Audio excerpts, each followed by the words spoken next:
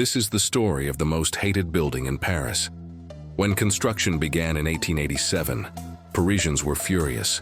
Writers, artists, and architects called it a monstrous, useless, and barbaric metal skeleton that would ruin the city's beauty. They signed petitions demanding it be stopped. The Eiffel Tower was never meant to be permanent.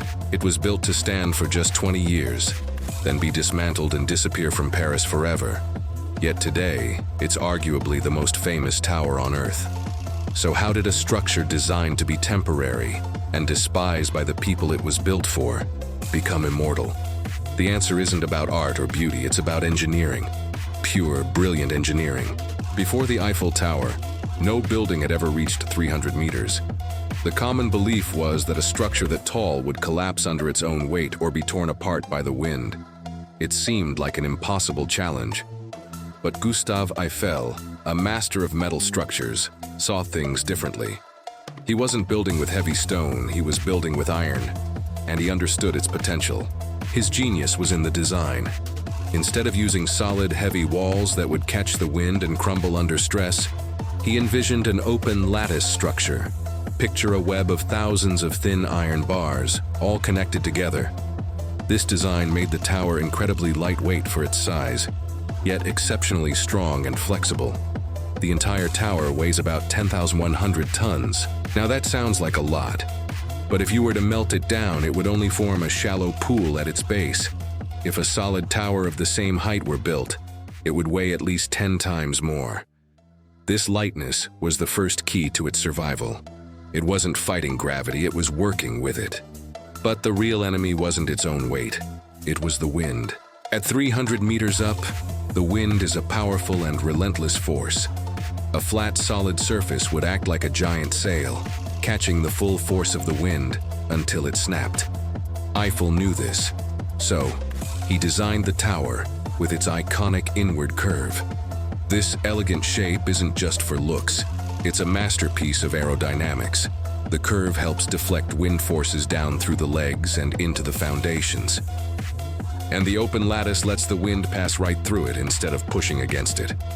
The tower doesn't fight the wind, it cooperates with it. It lets the wind flow.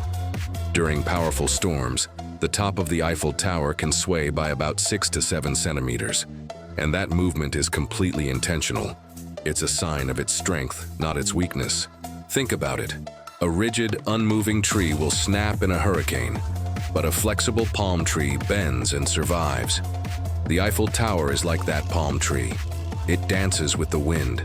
This flexibility comes from its construction.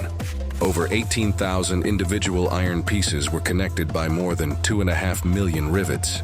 Each joint was meticulously designed to absorb and distribute stress across the entire structure. No single point ever carries too much load. It's a system where every part helps every other part. For the 19th century, this was revolutionary. It was a symphony of physics and iron. But even with this engineering marvel standing tall, the public still hated it. And as the end of its 20-year permit approached in 1909, the city was ready to tear it down.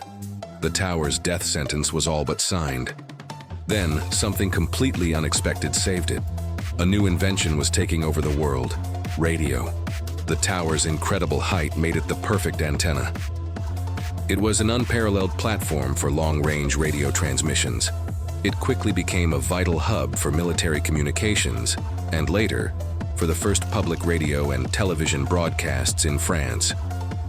Suddenly, the useless metal monster had a purpose. It became strategically invaluable, a tool for communication and national security. It was now too important to destroy.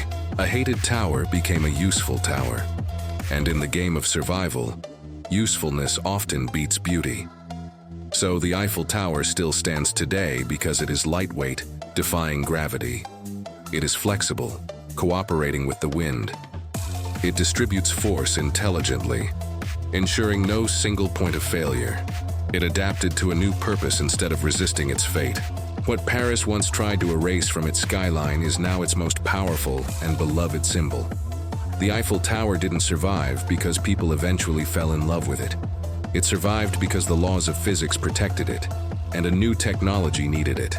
This isn't just architecture. This is engineering under pressure. This is a lesson in resilience. This is a structure that was truly built to survive. Thanks for watching. If you found this interesting, consider subscribing for more stories of incredible engineering.